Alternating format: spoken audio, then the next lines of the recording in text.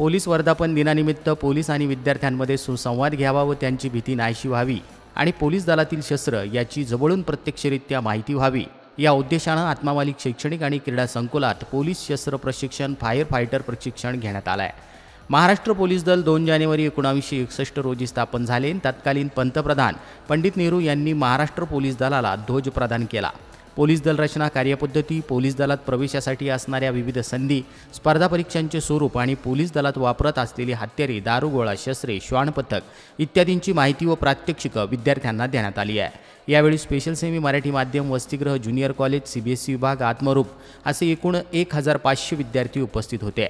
यावेळी विद्यार्थ्यांना महिला व बालकांविषयीचे कायदे, सायबर गुन्हे, ऑनलाईन आर्थिक फसवणूक, बालकामगार, बाल संरक्षण, बाल अत्याचार इत्यादी विषयांवर माहिती देण्यात आली आहे। विद्यार्थ्यांनो वाईट प्रवृत्तीपासून दूर राहा आणि मुलींचं संरक्षण करा असा संदेश यावेळी देण्यात आला आहे। या कार्यक्रमास प्रमुख पाहुणे म्हणून शिर्डीचे DYSP माननीय संदीपजी मिटके साहेब, प्रमुख पाहुणे म्हणून पोलीस कर्मचारी रमेश कांबळे साहेब, विजय पवार साहेब, सचिन साहेब, दशरथ माने साहेब आणि बॉम्ब शोध पथकाचे ससाने साहेब उपस्थित होते।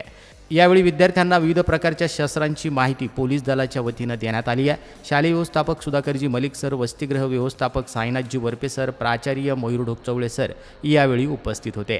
कार्यक्रमाची सांगता ध्यानाने व सद्गुरूंच्या जयघोषाने झाली आणि या कामी Shri Patare sir, Girme sir, Nakade sir, Hemakant Patil sir आणि वसतिगृहाचे सर्व अधीक्षक आणि वसतिगृह शिक्षक यांनी अथक मेहनत घेतली आहे।